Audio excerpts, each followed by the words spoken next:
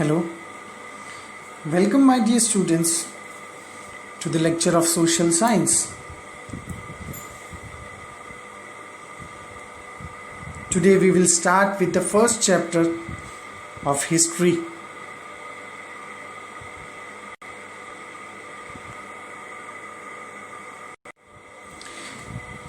So this is the first chapter, historiography and the development in the West. As I told you before, the word historiography means the writing about the history. So whatever the historiographer has written about the development in the West, that we will study in this lecture. So on the left hand side of this page, they had given what is the topic which is involved in this chapter. First is the tradition of historiography. Second, modern historiography. Third, development of scientific perspective in Europe and historiography. And fourth part is a notable scholars. So there is in total 4 division of this lecture, of this chapter. In the same way, we will make you available the 4 different videos of this lecture as to better understand this whole chapter. Today we will complete the tradition of historiography part. The first one. Historical research, writing and studies are carried out with an objective of understanding and the chronology of the past event and their interconnections. This is a continuous process.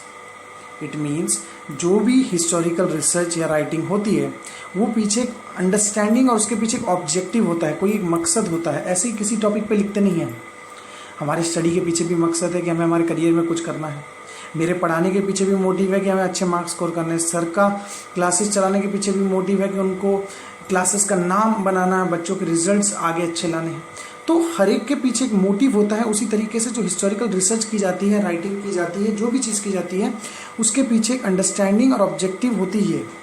और उसको study करने के लिए हमें उसकी chronology जानना बहुत ज़रूरी है. Chronology means the particular date. मैंने आपको बताया था, chronology means the date period. पहले कौन आया, बाद में कौन आया, उसके बाद क्या हुआ, उसके बाद क्या हुआ, ये सारी चीज़ें जानना ज़रूरी होती है. और ये चीज़ें रुकती नहीं है, कंटिन्यूस प्रोसेस है. जैसे आपने अगर 10th में 90 स्कोर कर दिए और 12th में जाके 60, फिर 40, 30 ऐसा करके नीचे चले गए तो ये कुछ काम ही नहीं आया. अगर आपको एक सक्सेसफुल पर्सन बनना है तो आपको ये चीज़ें ग्रोथ में जाना चाहिए. कंटिन्यूस मीन्स 60, भले आपको 10th में 70 आया तो नेक्स्ट ईयर 80 के बाद 85, 82 ही हो, लेकिन 82 ऐसा करके ग्रोथ में रहना और ये कंटिन्यूस प्रोसेस में होना चाहिए. Next, in the physical and the natural science, the empirical method, laboratory method of experiments and observation is used to verify the available knowledge. This method allows formulating law that remain true irrespective of the time and space. Those laws can be tested and proved repeatedly. इसका मतलब ये है कि पुरानी चीज़ें जब होती थी, जो पुराने टॉपिक्स होते थे हिस्ट्री के, जिसको रिसर्च मेथड में यूज़ किया था, तो फिजिकल कंटेंट यूज़ किए जाते थे. लेबोरेटरी में टेस्ट होते थे, उसके सॉइल टेस्ट किए जाते थे, ये किए जाते ऐसा करके उसको. लेकिन वो क्या होता था, समय के ऊपर प्रतिबंध नहीं होता. मतलब ये समय को लेके एक पर्टिकुलर टाइम को लेके स्टॉप नहीं होता था. वो सबके लिए same, means irrespective of time and space. So ये लॉज टेस्टेड भी हुए और प्रूव रिपीटेडली, बार बार ये सही साबित हो गए. ऐसा करके ये लोग ने स्टार्टिंग में हिस्ट्री की रिसर्च को शुरुआत किया. उसके बाद in the historical research, it may not be possible to use the method of laboratory experiment and observation. This is so because we are not present in the historical time and space, and the historical event cannot be recreated. जैसे कि laboratory का science में जो चीज़ें होती थी वो चीज़ें, जैसे अगर एग्जांपल मैं आपको बात करूँ, अगर आज हमें कोई मेडिसिन का टेस्ट करना तो हमारे पास वो सारे रिसोर्सेज अवेलेबल हैं. सो इसी तरीके से अगर हमें हिस्ट्री के चीज़ों को अगर हमें लेबोरेटरी में टेस्ट करना पड़े तो हम हिस्ट्री को रिक्रिएट तो कर नहीं सकते. कोई वॉर हुआ हो, कोई राजा ने, किंग ने अपना फोर्ट बनाया हो, तो उस फोर्ट को बनाने का दृश्य हम सिर्फ थोड़ा बहुत मूवी के लिए क्रिएट करना वो अलग बात होती है, लेकिन हम उसको पूरा वापस तो क्रिएट नहीं कर सकते. सो उसी के लिए ये माना गया कि हिस्टोरिकल रिसर्च में ये लेबोरेटरी टेस्ट हो गया, ये फिजिकल टेस्ट हो गया, ऑब्जर्वेशन, ये नॉट पॉसिबल है. मतलब इसको हम सक्सेसफुल नहीं मानते. फिर आगे क्या करें. Also in history, it is not possible to formulate the law that remain true irrespective of time and space. To begin, we need an expert who knows the language and the script of historical document in order to read it and understand its meaning. For example, अगर मैं यहाँ पे लिखता हूँ नमस्कार,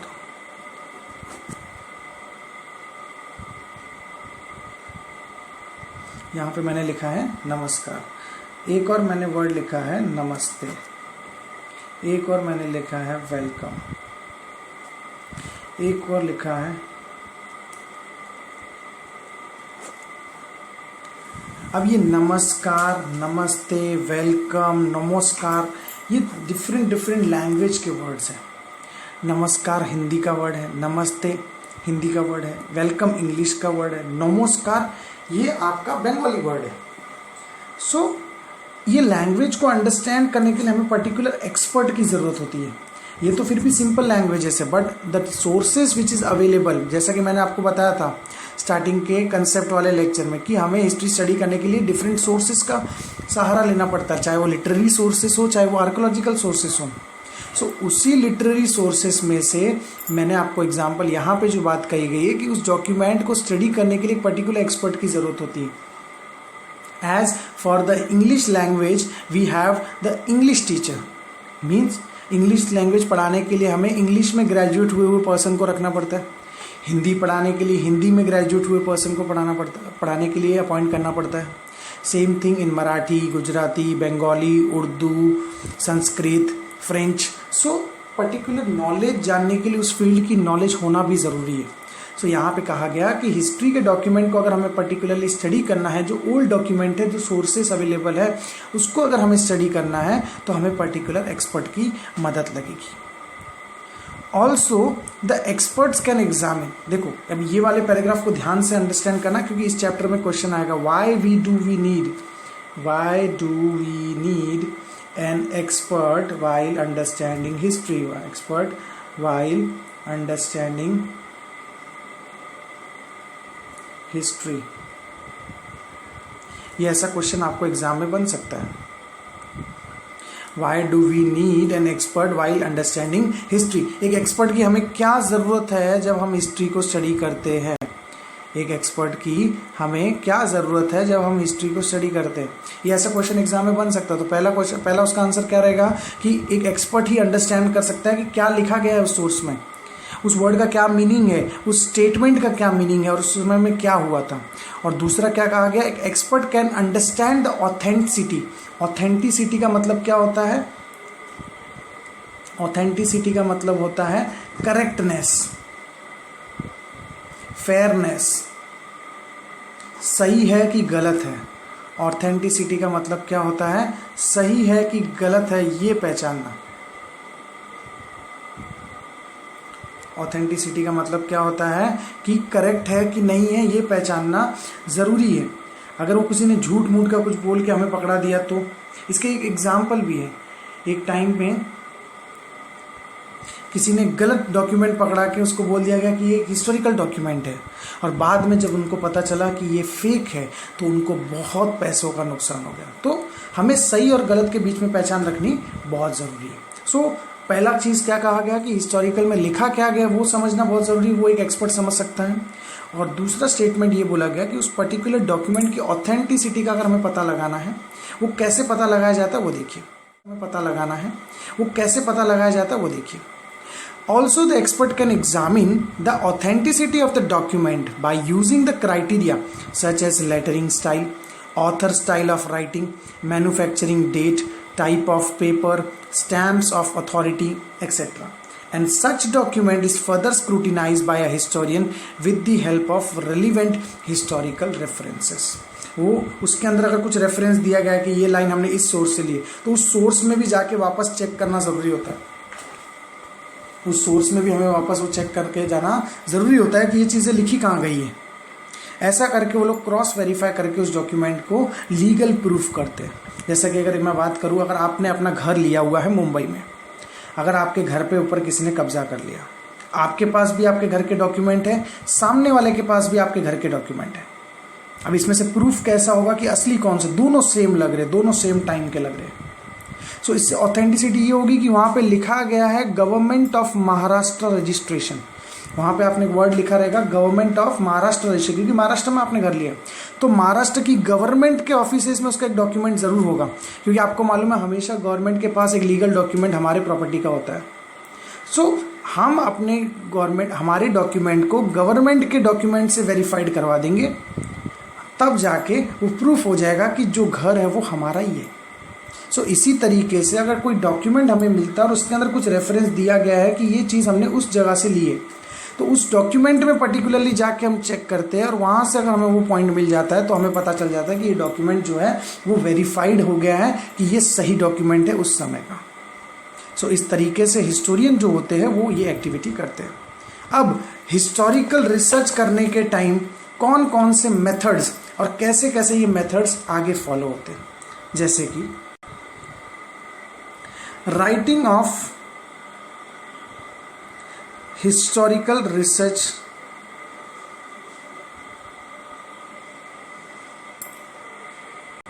method. So there are total 6 ways by which historical research method is completing. First one, examining the relevant references of the available historical information. पहले हम उसको एग्जामिन करते कि ये मिला कहाँ से क्या है। Second, collecting the historical information, highlighting the process that lead to the historical transition, carrying out the comparative analysis. Comparative का मतलब होता है आज साथ में जो चलने वाली एक्टिविटी होती है उसका भी एनालिसिस करना बहुत ज़रूरी होता है, बिना उसके हम कोई भी रिसर्च कर पाएंगे नहीं। सो पहला क्या कहा, एग्जामिन करेंगे उस डॉक्यूमेंट, फिर कलेक्ट करेंगे अलग अलग सोर्सेज से इन्फॉर्मेशन, आया कहाँ से भाई ये सोर्स, ये कहाँ से कैसे कौन से टाइम का ये प्रोसेस था, कैसे कैसे ये आगे बढ़ा, उसका ट्रांजिशन, उसके आसपास के किंग कौन से थे, उनके साथ में चलने वाले लोगों का कोई डॉक्यूमेंट होगा, उनके पर्सनल डॉक्यूमेंट्स होंगे, उसके गवर्नमेंट डॉक्यूमेंट्स होंगे, उस टाइम के जो मतलब मंत्रिमंडल के कुछ डॉक्यूमेंट्स होंगे। तो ये हिसाब से हम उसके डॉक्यूमेंट सारे कलेक्ट करते जाते हैं। Next is an understanding the reference regarding the time and space. उसमें कुछ रेफरेंस दिया होगा, ये समय की बात है, उस समय ये राजा के साथ लड़ाई हुआ, या उस राजा के साथ दोस्ती की गई, उस राजा के साथ फ्रेंडशिप की गई, तो उस राजा का भी डॉक्यूमेंट होगा। तो understanding the reference time period, कौन सा टाइम पीरियड दिया गया, सही है कि झूठ है, अपने पता चल जाएगा। And space of the given historical event and also various conceptual framework used in the historical research method. Next, formulating the relevant question in the views of the historical research references. अब इसमें question पूछने का, ये ऐसा हुआ तो ऐसा क्यों नहीं हुआ, ये ऐसा क्यों हुआ उस समय में, ऐसा कौन सी सिचुएशन पैदा हो गई कि ये वॉर में ऐसा हारना ही पड़ा इस किंग को। ये अलग अलग क्वेश्चंस उठाए जाते हैं और उस क्वेश्चन के बेसिस पे हमें अलग अलग आइडियाज़ आते हैं कि अच्छा ऐसा इसके लिए हुआ रहेगा क्योंकि राजा के पास वेपन्स कम होंगे, अच्छा ऐसा इसलिए हुआ रहेगा क्योंकि राजा के पास वेपन खरीदने के लिए पैसे कम रहेंगे, पैसे कम क्यों थे क्योंकि टैक्स कम रहेगा, टैक्स कम क्यों था क्योंकि वहाँ की पब्लिक पुअर थी, पब्लिक पुअर क्यों थी वहाँ पे एम्प्लॉयमेंट नहीं रहेगा। तो ऐसे लिंक के थ्रू हमें स्टडी को आगे बढ़ाना चाहिए। Next is a formulating hypothesis, मतलब हम सिचुएशन में जा तो नहीं सकते लेकिन उस सिचुएशन में रह के सोच सकते हैं। जैसा कि मैंने आपको अभी बताया कि जनता पुअर थी तो मतलब एम्प्लॉयमेंट नहीं था, एम्प्लॉयमेंट नहीं था मतलब वहाँ पे कोई इंडस्ट्री नहीं थी, इंडस्ट्री मतलब कोई भी प्राइमरी एक्टिविटी भी ज़्यादा नहीं होती। प्राइमरी एक्टिविटी ज़्यादा क्यों नहीं होती, क्योंकि वहाँ पे फैसिलिटी बराबर नहीं थी। फैसिलिटी क्यों बराबर नहीं थी, क्योंकि रेनफॉल बराबर नहीं था। तो रेनफॉल के अलावा इरीगेशन भी हो सकता था, इरीगेशन भी नहीं रहेगा उस समय। तो ये सारी चीज़ें हमें हाइपोथेसिस मतलब हमारी इंटेलेक्चुअल थिंकिंग को और एक्सपांड करना, क्या हुआ रहेगा उस समय में ऐसा करके, ठीक है। जैसे आप मूवी देखते हो, चाहे जोधा अकबर हो, चाहे पद्मावत हो, कोई भी मूवी हो, किसी ने अलाउद्दीन खिलजी को वैसा देखा नहीं, किसी ने राणा सांगा और किसी ने भी जितने भी जोधा अकबर इनको लाइव देखा नहीं, बट उनके बुक से रेफरेंस से उनके आइडियाज़ से उनको ये आइडिया लग गया कि वो किंग कैसा हुआ रखता। जैसे कि जब भी हम अलाउद्दीन खिलजी की चीज़ें पढ़ते हैं तो उसके अंदर ये दिखता है कि अलाउद्दीन खिलजी बहुत ही अनकल्चरल टाइप का किंग था। तो उसमें वो दिखाया गया कि वो कैसे हैवानियत तरीके से, या फिर एक एग्जाम्पल मैं अगर कहूँ कि कैसे वो एकदम वाइल्ड तरीके से खाना खाता है, कैसे वो वाइल्ड तरीके से किसी को भी पनिशमेंट देता था। तो ये सारी चीज़ें हिस्टोरिकल रिसर्च स्टडी जब करते हैं तो हाइपोथेसिस क्रिएट करना पड़ता है। Next is in critical examining of various sources. Critical का मतलब होता है कि आपको नेगेटिविटी भी उसकी ढूंढनी है और पॉजिटिविटी भी ढूंढनी है। ज़रूरी नहीं कि जो लिखा है वो सच है, ज़रूरी नहीं कि जो लिखा है वो सच है। जैसे अगर यहाँ पे मैं एग्जाम्पल की बात करूँ तो आप अगर एक दिन छुट्टी करते हो आप में से कोई भी एक स्टूडेंट एक दिन छुट्टी करता है और वो वापस आके कहता है कि मुझे बुखार था, इसके लिए मैं कल आया नहीं था, तो टीचर आपको उस समय पीटते नहीं है, ना ही कोई पनिशमेंट देते, आपको बोलते ठीक है आप अपने क्लास में जाके बैठ जाओ, आप अपना नाम बता दो और स्टैंडर्ड बता दो बैक ऑफिस वाले, और आपको बोलते क्लास में जाके बैठ जाओ। आप जैसे ही क्लास में जाते हो उसके बाद आप बैक ऑफिस से टीचर जो भी होंगे या फिर जो भी बैक ऑफिस के स्टाफ होते हैं वो आपके घर पे कॉल लगाते हैं और वहाँ से ये पूछते हैं कि आपके बच्चे कल एब्सेंट क्यों थे। तो वहाँ से अगर वो बोलते हैं कि नहीं सर वो लेट हो गए थे, हमारे बोलने के बाद भी वो घर कल क्लासेस के लिए नहीं आए, तो इसका मतलब ये है कि क्लासेस वालों ने आपका क्रिटिकल इवैल्यूएशन किया, आप सही हो कि गलत हो ये फाइंड आउट करने के लिए आपके घर पे कॉल किया गया। तो इस हिसाब से हम डॉक्यूमेंट को वेरीफाई करने के लिए एंशिएंट टाइम में तो कॉल नहीं कर सकते, तब क्या करें? तब ये किया जाता है कि एक सोर्स से दूसरे सोर्स में से उस चीज़ों को मैच किया जाता है और उस मैच करने के बाद उस चीज़ की वेरिफिकेशन हो जाती है कि ये सोर्स सही है कि गलत है। जैसे कि अलाउद्दीन खिलजी के बारे में अगर इन्फॉर्मेशन निकालनी है तो अलाउद्दीन खिलजी के पर्सनल डॉक्यूमेंट्स होंगे, उनके टाइम के जो दूसरे किंग होंगे उनकी भी बुक्स होंगी, उनके भी पर्सनल रिकॉर्ड्स होंगे। सो उन दोनों चीज़ों को मैच किया जाएगा और मैच करने के बाद जब हमें एग्जैक्ट थिंग मालूम होगी तब हम उस चीज़ को पर्टिकुलरली नोट कर देते हैं। सो इसी तरीके से क्रिटिकल इवैल्यूएशन हर एक चीज़ का करना बहुत ही ज़्यादा ज़रूरी होता है। So in the historical research method we have to critically examine the sources of history. So examine the relevant references of the available historical information. यहाँ से लेके ये टोटल 6 पॉइंट्स है जिससे हम हमारी रिसर्च को कंप्लीट कर सकते हैं। ठीक है, तो आपको ये ध्यान रखना है कि जब भी हम रिसर्च करते हैं तो इन चीज़ों का हमें ध्यान रखना बहुत ही ज़्यादा ज़रूरी होता है। सो एग्जाम में अगर आपको क्वेश्चन आ सकता है what are the steps which a historiographer has to follow in the research method, तो ये आपको 6 स्टेप्स लिखने पड़ेंगे। What are the steps which historiographer has to follow while historical research method, तो ये आपको चीज़ें मालूम होनी चाहिए। Methods of various disciplines are used in historical research, for example archaeology, archival science, manuscriptology, epigraphy. Epigraphy का मतलब होता है इंस्क्रिप्शन, मैन्यूस्क्रिप्टोलॉजी का मतलब होता है जो स्क्रिप्ट, मैन्यू मतलब ह्यूमन बींग, मनु मीन्स ह्यूमन बींग ने जो स्क्रिप्ट लिखी है उसको बोलते हैं manuscriptology. Epigraphy means the study of inscriptions. Analysis of lettering style, linguistic का मतलब होता है लैंग्वेज, अंडरलाइन कर लो उसको, लिख दो मीनिंग। लिंग्विस्टिक का मतलब होता है लैंग्वेज। मैन्यूस्क्रिप्टोलॉजी का मतलब होता है the script which is written by human being. Numismatic means study of coins and genealogy means the study of lineage. ये आपको मैच द पेयर में आ सकता है कि एपिग्राफी का मतलब क्या होता है, मैन्यूस्क्रिप्ट का मतलब क्या होता है, न्यूमिस्मैटिक का मतलब क्या होता है, लिंग्विस्टिक का मतलब क्या होता है। सो वहाँ पे आपको ये चीज़ें ध्यान में रखनी बहुत ज़रूरी है। So today I am completing this lecture over here. In the next video I will start with the tradition of historiography, and after one by one we will complete all those things. Thank you.